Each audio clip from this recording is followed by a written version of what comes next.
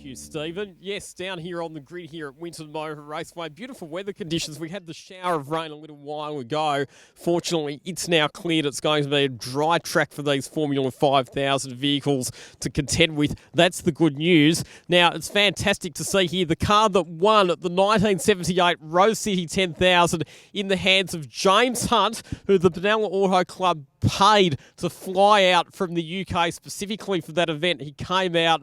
He saw, and he conquered. The car is now owned by Mike Glynn. We know that Mike struggled a bit with some of the floods that we've had in regional Victoria recently, but Mike, fantastic to see you out here. How nice is this? Oh, it's really good. It's good to see we've got good weather and there's a good crowd here. You own this car. How long have you actually owned it for? Well, I actually bought it to save it going overseas. Kenny Smith was going to buy it off Tomo, so I went and bought it to keep it in Australia. You're here this weekend. You're not actually racing, but you are going to do some parade laps. Is there any chance that we could see you racing this car here at Winton at some stage? Oh, we normally do. We normally do race it here. Hopefully we get to see you back out there racing it again very soon, but fantastic to see this car on track, and thanks for bringing it out, Mike. You're welcome.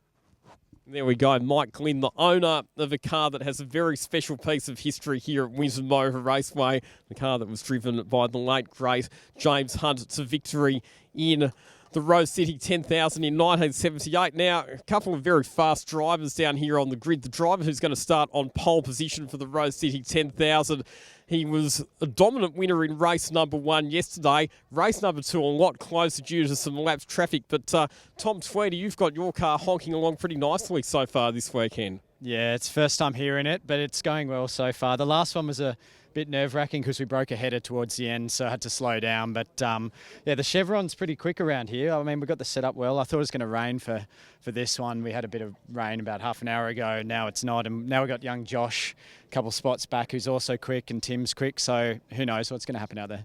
Give us a bit of a sense from the driver's seat, because you've had lots of experience in lots of different types of race cars, of just what these cars are like to drive. Massive horsepower, huge tyres, and by the standards of a lot of modern race cars, not a massive amount of aero. How challenging are they from the driver's seat? They're pretty wild. They'd have to be one of the ultimate race cars to drive, actually, from a purist perspective. You've got 600 horsepower in an 800 kilo chassis, heaps of weight at the back, heaps of grip. They tend to understeer a little bit, but yeah, you put your foot down, you get from A to B really quickly. So you just got to make sure your braking's on point and not make a mistake, because there's not a lot of runoff here if you do. So, what would it mean to you if you could claim the Rose City 10,000 trophy this afternoon? Oh, look, it's obviously a huge amount of history behind the race. Just an honour to be here on the grid. So many great cars, some great drivers, and look, if we can take out all three, obviously that'd be great. But you know, we're just here to have some good fun racing and showcase the cars, which are a lot of fun as well. Awesome to see you here, Tom. Go well this afternoon. We'll wander over to the driver who's going to join Tom on the front row of the grid, Tim Berryman. You're here with the ex-Alan Jones Theodore Racing Formula 5000. You've been pretty fast and competitive. We saw that you closed right in on Tom in the previous race. What are your plans for this one? Yeah, hopefully we've had a few issues handling-wise. We think it's tyre-related, so yeah, we've gone back to some old rubber, and fingers crossed we've got a bit more pace. Tom's been bloody quick this weekend, and yeah, we've got a bit to catch up, but hopefully we've got a bit more for this one. How's your car? You said you've been suffering some handling issues. What exactly have you been struggling with? Basically just a lack of grip compared to what we had on Friday. So I think it seems to be tyres, and hopefully the old rubber will be better than the new ones. Fingers crossed you can get your car sorted out and really take the fight up to Tommy this race. That's what we want. We want an exciting, close race at the front of the field. Let's go wandering a bit further down the grid. Just beautiful cars all throughout this grid for the Rose City 10,000. So Paul Zasra, this is a car that originated from the US. A lot of the cars that you'll see on the grid here for the Rose City 10,000, they are cars that were imported from the UK in a lot of cases, but Paul Zasra's car was actually driven by Evan Noyes over in the US. It raced in the Long Beach Grand Prix. It raced at Laguna Seca, and in fact, Paul Zasra, he took the car over to the US, raced it at Laguna Seca, and still to this day holds the fastest lap for a Formula 5000 car at that iconic Laguna Seca circuit. I can only imagine how awesome these cars would have been watching plunging down through the corkscrew. We've got Josh Buchan starting a bit further back as well. We'll grab a quick word with Josh. He was up with me in commentary for the Formula Ford races a bit earlier on, and we'll get you back up for the Formula Ford races a bit later on this afternoon as well. You've been struggling with a few fuel issues with your car. Are you confident you've got those resolved for this one? I wouldn't say I'm confident, but we're here, so that's the start. So we'll go from there, fire it up on the grid here, and if it's good, then we're good, and hopefully we can put on a show. Fingers crossed, because we want you out there making a race of it for this finale. We'll keep wandering down the grid. One driver who I do want to have a bit of a chat to. Here he is. He's got the helmet on. He's already in the car. But this is a driver who raced in the Rose City 10,000 back in 1978 with James Hunt. He finished in 5th position. He's back on the grid for the Rose City 10,000 this afternoon. Chaz Talbot, great to see you out here, mate. How are you feeling? Well, I'm feeling all right, but it's we've had a lot of problems this weekend. For some reason, these gremlins seem to occur when you don't want them. We've had a misfire all day in the previous sessions, and I thought we'd fix it. Distributor cap wires and all that sort of thing, and I think we've got it back again just coming out of here. I think we've dropped a couple of cylinders. I hope it clears itself and comes good, because it's frustrating when you can't perform at your best. We want to see you out there performing at your best. Now, tell us a bit, Chaz, about the history of this car, because this is not actually the car that you raced in 1978. It's a different one. It's a car I had in 78. It won the European Championship. I bought that off Alf Costanzo. Alf did well with it, and it was a good car. I sold that to a doctor in America. He wanted to run in historic racing over there. But this car, this was... the main person who raced it was the name on the car there. But as Jody Shetker's supposed to have raced it, it was one of the Hogan cars. They had 3 cars in the Hogan team. They had a number of drivers. But, Shetker was probably the most known. He was world champion at one stage. It's been a good car, but it was badly maintained. It was found in a shed with a pile of stuff on top of it. You try and restore these things, but often you try and make chocolate pudding out of horse dung, and it doesn't always work. And so we've had problems with it, but the basic car's good. We just got this misfire in the engine at the moment that's annoying.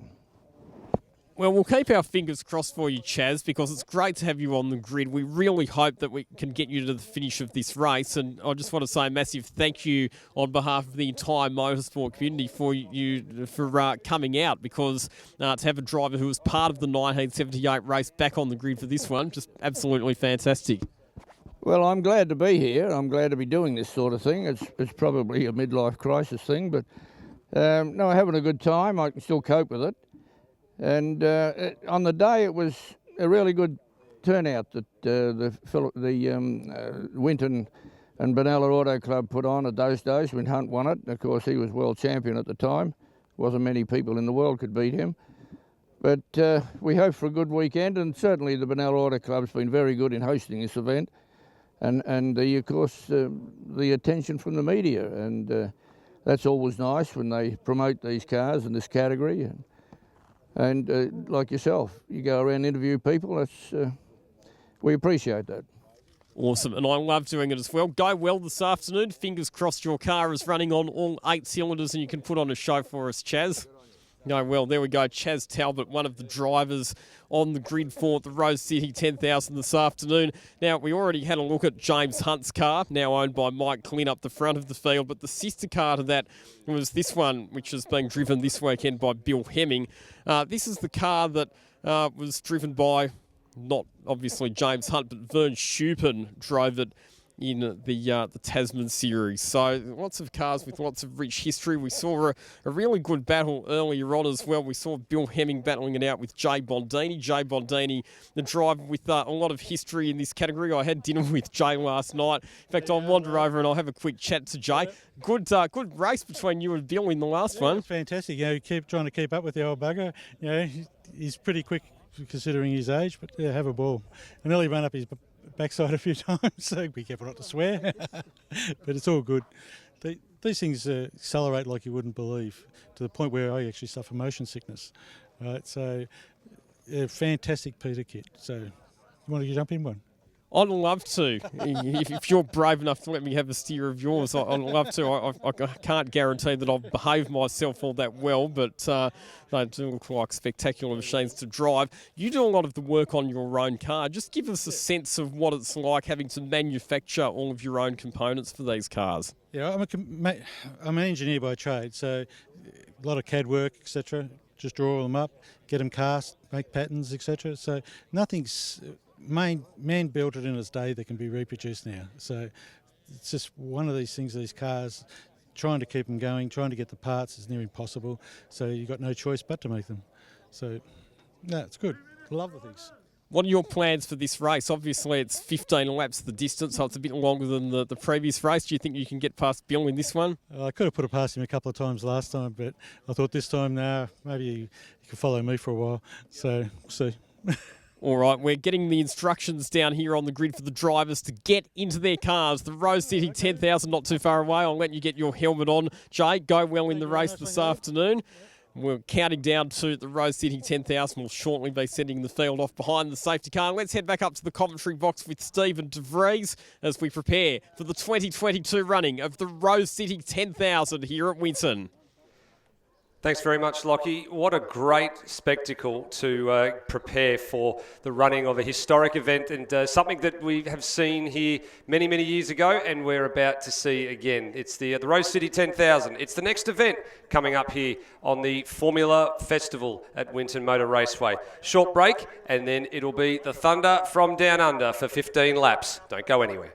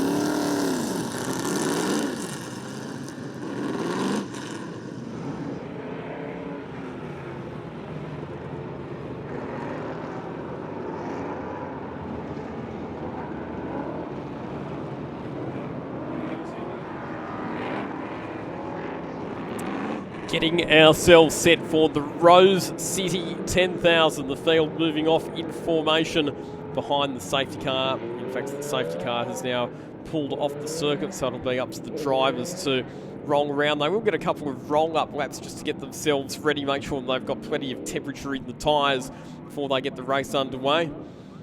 And at the moment, on screen, we're looking at a car that has an amazing amount of history here at Winton Motor Raceway. It's fantastic that Mike Glynn has been able to get it out of his flood-ravaged property and onto the circuit here at Winton. It's the car that the late, great James Hunt drove to victory in the Rose City 10,000 here at Winton back in 1978, 44 years ago. James Hunt, of course, the 1976 Formula One world champion. Oh, and he's had a bit of a spin up at turn number 7 as he accelerates hard out of the corner. That's probably not something that was in the scripts there for Mike Glynn, but he's been able to gather up and will rejoin the circuit. But we saw that amazing showdown in 1976 between James Hunt and Nicky Lauda that was ultimately resolved in favour of James Hunt in that year's World Championship, and then a couple of years later the Benalla Auto Club flew him down under to compete in the Rose City 10,000 aboard that Formula 5000 here at Winton Raceway, which he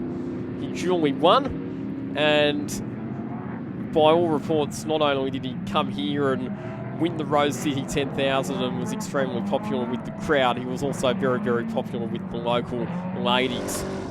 Yeah, well, we all know James Hunt's propensity to woo the ladies. I think that, Yes. that was kind of the hallmark of his time in Formula One, wasn't it? It was alcohol, cigarettes, motor racing, and women. That pretty much that's all was synonymous with James Hunt back in the day.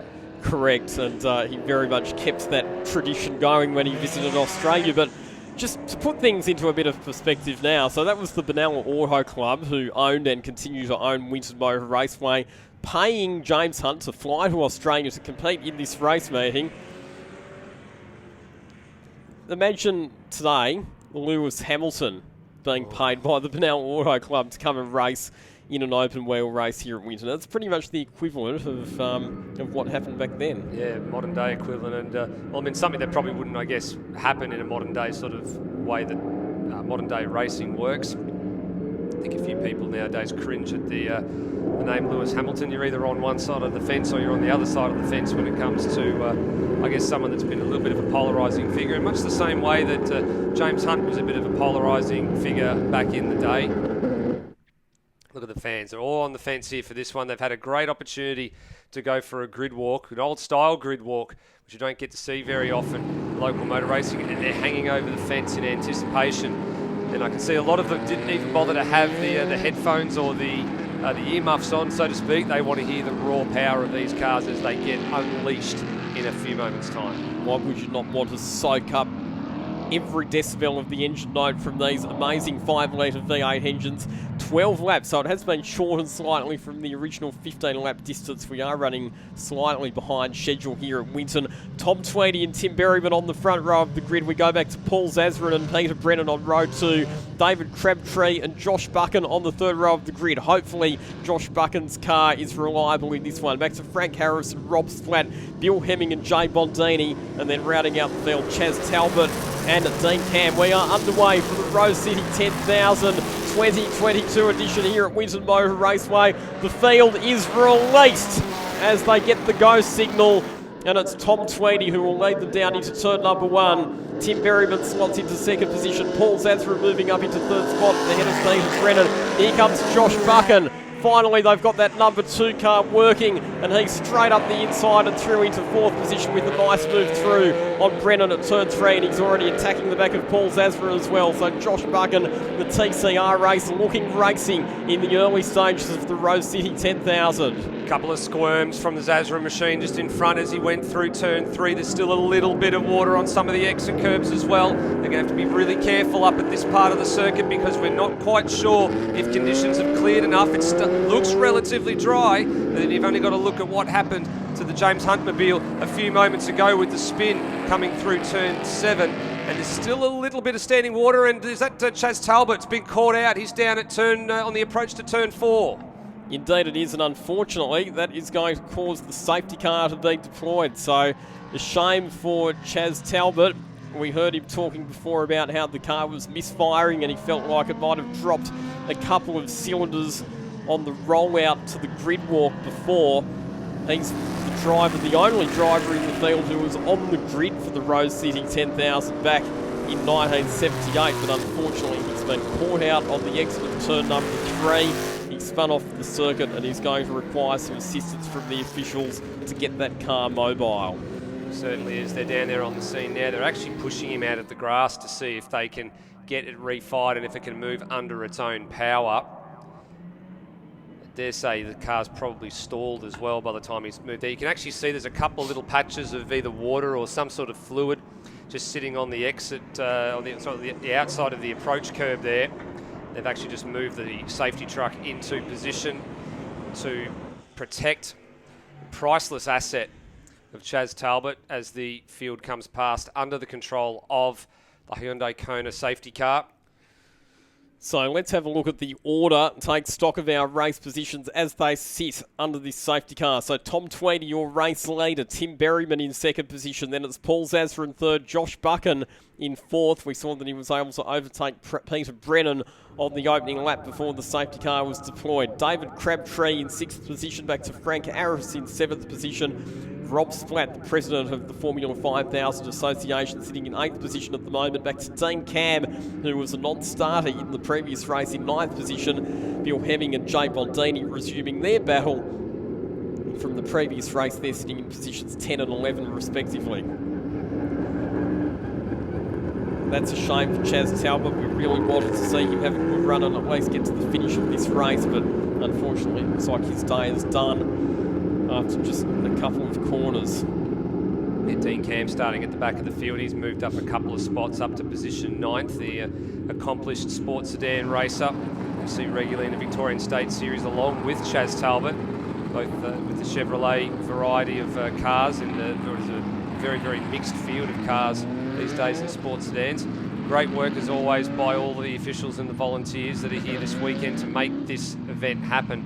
They've been extremely short-staffed all weekend long for obvious reasons. A number of people that live in the immediate areas surrounding the Benalla circuit have been caught up in floodwaters, or they've been forced into an evacuation situation, and understandably the numbers have been a little bit light on. There's the recovery vehicle moving back into position. Looks like the Chaz Talbot machine has managed to get going again. Not sure if he'll come into the pits or if he'll just be a lap down on the field. What are we reading there? Has he actually managed to catch up to the back of the field, or has he decided to come into pit lane? He's working his way down towards turn 10 at the moment, so the good news is that his car has been able to get mobile under its own steam once he was retrieved from that rather awkward position on the exit of turn number 3. So we'll wait and see if he joins onto the back of the train, or if in fact he decides to bring that number 10 car into the pits. I guess it's a case as well as if he feels that it's got a misfire or something wrong with it, he may elect not to risk it, given the type of asset it is and the amount of man hours that go into maintaining that car. He's coming across the start-finish line at the moment, so I dare say he's happy enough that mechanically the car is good and that he'll be continuing on. He'll just appear into your back a shot in just a few moments' time. There he is, just coming up and over the rise, just sort of now, just through turns 1 and 2. So that's good news. Like I said, it'll be good to see him at least get to the finish line in this race after the problems that he's endured this weekend for the historical sake of this particular event. The driver who finished 5th in the 1978 Rose City 10,000, it would be very fitting to see him greet the checkered flag this afternoon. So I reckon that this will be the last lap behind the safety car. Yeah, I dare say you're right there. It'll be the last lap under safety car conditions. I was having a look through the track records as well for the Winton Motor Raceway. Of course, they've not raced here in anger, so there's no lap record for the national layout, which is the modern day layout for the supercars and also in the state racing series, because the club circuit used to go straight on right where the safety car is there. You can see the little bit of road where it went in the day, and still in use, that part of the circuit as well. That would have been the circuit back in 1978 that they raced around, and it was Alfred Costanzo back in 1979 in October with the lap record at a 55.80 second lap for the short course here at Winton. Yeah, that's a super fast lap time. We've seen this weekend, them getting down into the 1 minute 18 bracket, which is extremely fast paced by any measure when you compare it to the other types of cars that we have racing here at Winton. Back underway, and a good restart from Josh Buchan. He's already on the attack, walking up the inside of Paul Zazrin. All of the drivers have been very considerate this weekend when it comes to making overtaking manoeuvres, but Josh Buchan looking racy. Up the inside of Zazrin into turn number 3. Manages to get the number 2 car pulled up. Zazrin gives him room on the inside, and that is Buchan up to position number 3 aboard car number 2. It has a very different sounding engine note to all of the other cars because it's running a Repco Brabham V8 motor with a flat plane crank compared to the Chevrolet V8 engines that power all of the other Formula 5000s in the field. He's clearing away as well. He's making a little bit of room while he's got the machine underneath him to do it. He's keeping an eye out in front. Berryman still keeping Tom Tweedy very honest at the moment at the restart here. Question is for how long, and can Buchan pull anything out of his bag of tricks and catch up to the number 6 machine? Just a few hundred metres just up the road. He's got sight of it as well. Looks like there's also been a jump start penalty levied for Chaz Talbot still in the field as well. That probably would have been for an infringement either at the restart or it would have been going a little bit too early before the red light was extinguished at the beginning of lap 1.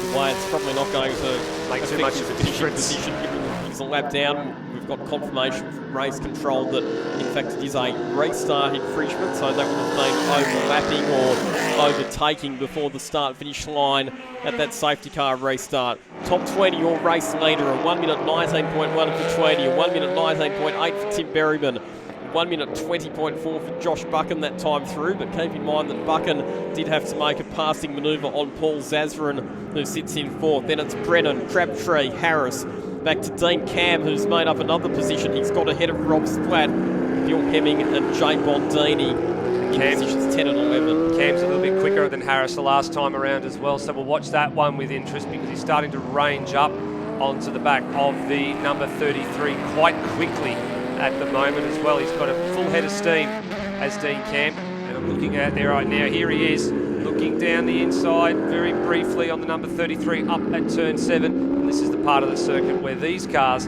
you don't really want to be running side by side because they're so big and they're so powerful that one misstep will mean that it could end in disaster.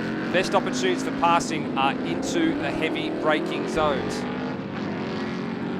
And the braking zones in these Formula 5000s are quite short as well, as we've discussed, because of the historical value and significance of these cars. The last thing the drivers want is contact with one another, so not seeing any dive bombs or aggressive passing manoeuvres. What we are seeing at the moment, though, is very, very rapid pace from Josh Buchan. He's just punched out the fastest lap of the race, the driver in 3rd position at 1 minute 18.0. A whole second quicker than Tim Berryman and a couple of tenths quicker than Tom Tweedy. So Buchan on the march here. Definitely on the march. It's a big, big march, and that he's pulled out, brought back in the last couple of minutes as well.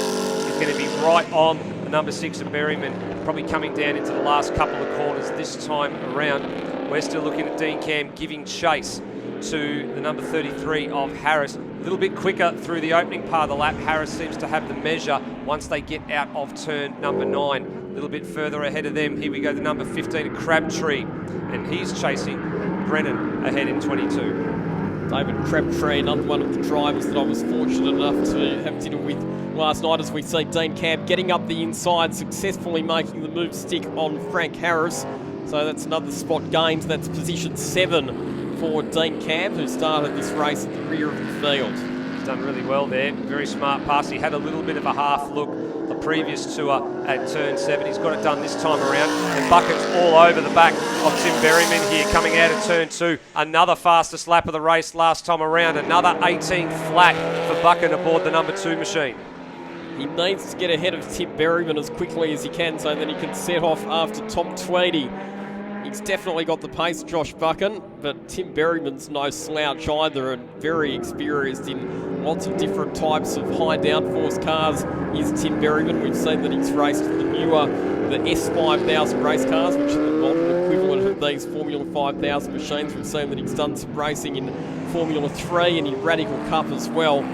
So he's certainly got both the speed and the racecraft, Tim Berryman, and he will be making his long 33.2, very, very wide as he looks to hold out Josh Buchan, who, if anything, has just fallen off the back of Tim Berryman a bit on this lap. I'm not sure if he's fallen off the back or if Berryman's just lifted his pace a little bit. Berryman did turn a fastest personal best lap last time around at an 18.5, but was still caught by a half a second by Josh Buchan. Let's see if the lap time indicates this time around across the checkered stripe. Tweedy in 18.5, 18.8 for Berryman, and then Buchan is nowhere to be seen. Has the number 2 machine got problems? It has completely disappeared off the radar as if it's disappeared into the Bermuda Triangle. Well, it's in the pits. And now it's in the pits. Yeah, oh, what a shame. Obviously, some problems with the fuel system earlier in the weekend, which saw Josh Buchan failing to start races 1 and 2. They felt they got fixed for this final race, but once again, unfortunately, the temperamental nature of these particular cars. I did hear you over talking with him a little bit earlier about the type of fuel they were using in that car, and that they'd actually gone back a grade of fuel to see if it would actually settle the car down, but it doesn't appear like it's been the case. There is the number 2 machine. And there's Paul Liston, who works on and has restored that car, having a chat to Josh Buchan, but unfortunately there's no sense of urgency in getting that car back out onto the track, and it looks like his day is done. What a shame. Yeah, there won't be any quick fix for that car anytime soon, so he's going to be an observer from the sidelines for the remaining 5 laps. As up to turn 7 we go yet again with Peter Brennan and David Crabtree still lockstep every step of the way. They haven't really gotten too far apart in the last little bit. I'm interested in Dean Cam behind, as he's actually starting to gain time on them. He's about a half a second quicker a lap than the pair of them right now. So there is going to be a little bit of a sense of urgency here for David Crabtree in the next couple of minutes. As out in front, there's been a change for the lead, is there? Or is it a pass-through lap traffic? There's some lap traffic at play here. Berryman's gotten through on the race leader with the lap traffic causing a little bit of trouble for Tom Tweedy. And we heard that Tom Tweedy's car faded towards the end of the previous race with a mechanical problem that was costing him some horsepower. So I wonder if it's another mechanical glitch which has costing Tom Tweedy some pace at the back end of this race. It's cost him the lead as well. Doesn't look all that happy, does it? It looks fairly slow and fairly ginger going into the braking zones. Perhaps you're right. Maybe he's nursing something toward the checkered flag. So Tim Berryman, yep, looks like Tom Tweedy's got a problem. Tim Berryman has capitalised, and car number 6 is through to the lead of the Rose City 10,000 here at Winton. Now going to be a matter of can Tom Tweedy hang on to second place, because you've got Paul Zazarin a bit further behind. He's some 30 seconds adrift of the race lead last time around. So it's an awful margin to erase for Paul Zazarin, but is he going to have enough laps and enough time to do it? Here we go. So the pass actually happened a little bit earlier. It happened at turn 4. So the 21 machine was ailing before they encountered the lap traffic of Hemming. Wow, what a disappointment for Tom Tweedy, the winner of races 1 and 2. But we get to the feature race, we get to the race where there's that big trophy on the line, and his car decides that it's not going to cooperate. And that's the thing about these cars, they are historic vehicles. They date from an era when speed was one challenge, the physicality of muscling these cars around the circuit for lap after lap after lap was another challenge. But the third challenge was reliability, and what the late great Peter Brock described as mechanical sympathy. Just getting these cars to the finish line of these races was an achievement in itself. Yeah, it's another thing that they talk about in the modern day equivalent as well, as having good mechanical sympathy. And what that means is being able to drive the car fast, but not ask too much from the car to the point where you damage it, to the point where you're tearing corners off the car, to the point where you can actually get the car to make it to the finish. So if that means upshifting a little bit early, not taking it all the way up to the red line, good mechanical sympathy results good race longevity, and it prolongs the amount of work and the amount of maintenance that you have to do on cars, especially in cars like this generation, where, as you said, they're quite temperamental, and if something breaks, more often than not, they're not easy to fix. And Tom Tweedy in the pits, so game over for the driver of car number 21. The drivers, the two fast young drivers who we expected to be fighting for victory in the Rose City 10,000. There he Their is. days done, out of the race, and it's the experienced and accomplished Tim Berryman, one of the more senior drivers, who now finds himself in the lead with just over a lap remaining.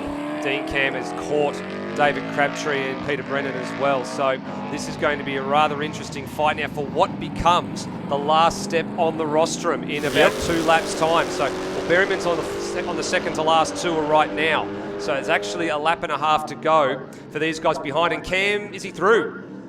He's through on one of them. He's managed to get through on Peter Brennan. He hasn't managed to get through on David Crabtree. Just since Crabtree's gotten past Brennan as well. So is there another car with yet another ailment that's coughed up position at the back end of this race? And has Cam got anything left to throw at David Crabtree?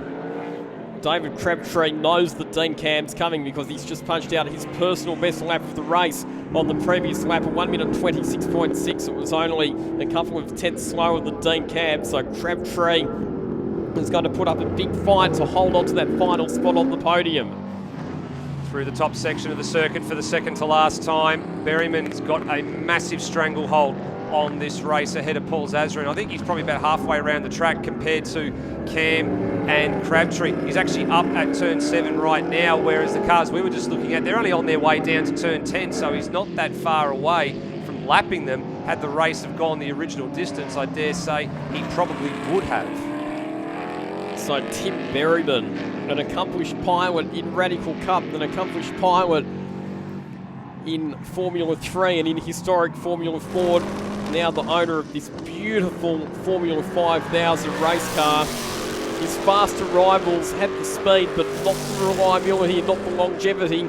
And it's going to be Tim Berryman who is in the position to capitalise and get his car to the checkered flag when it counts. It is Tim Berryman who wins the Rose City 10,000 for 2022 with a beautifully measured drive at the front of the field. And in the end, it's going to be a big, big margin back to Paul Zazrin in second position. Absolutely wrung the neck of that car to perfection. What a margin at the end of the day. 51.5 seconds, even with the safety car intervention. That is an exclamation point on a great weekend for Tim Berryman. We've got a replay coming up here. So this is Dean Cam. He did manage to get David Crabtree down the inside at turn 3. So that elevates Cam up into what is third place on the podium at the moment. They're just negotiating one of the back markers there through the top part of the course, and just 3 corners to go. Can Dean Cam hang on for the last kilometre of racetrack?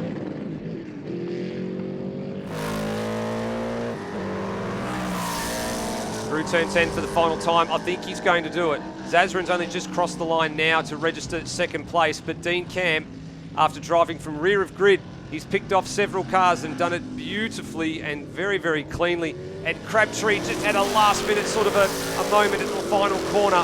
He's not enough. Cam will take third. Great drive from Dean Cam at rear of the field onto the podium. So he will pick up a Rose City 10,000 trophy. David Crabtree coming home in fourth position ahead of Peter Brennan. And then we go back to Frank Harris, Rob Slat in seventh position, Bill Hemming in eighth position with Chaz Talbot. He does manage to get to the finish line. That's great to see in position number 9 aboard that number 10 car. And 3 retirements from the race. Tom Tweedy and Josh Buchan, the 2 young guns, the 2 hot shots, the 2 very, very fast drivers not making it to the checkered flag, and Jay Bondini in the number 98 car also retiring from proceedings in the Formula 5000 feature race. But it's Tim Berryman who claims the big trophy for victor of the Rose City 10,000 for 2022. Here he is, exiting stage left into Parc Fermé, into the back of the pits. Tim Berryman, winner of the very entertaining Rose City finale here of the F5000s at Winton Formula Festival. Mate, great drive. How was it out there? Yeah, thanks. We had an absolute ball out there today. We've been battling a bit all weekend. We got a dud set of tyres and finally went back to the old rubber for the last race, and the car was a Jet, and we were up for a really good battle with Josh and Tom, but unfortunately they had some problems, and it ended up being quite an easy win in the end. But a lot of fun and very happy. Yeah, the track was a little bit greasy. There was still a bit of water under the the main surface, it was still evaporating out. But overall, it was much the same, just a little bit less grip than normal. Now, these cars are absolute weapons, as we've discussed previously today. How was it out there driving an F5000 in anger, in competition? Yeah, they are a beast. They're probably one of the fastest cars of any description, modern or historic. And the brute horsepower, they're pretty physical and a bit of a handful, but just awesome fun. Fantastic, mate. Well, thank you very much for your time and congratulations on the win, and we look forward to seeing you on track again very soon. Great, thanks very much.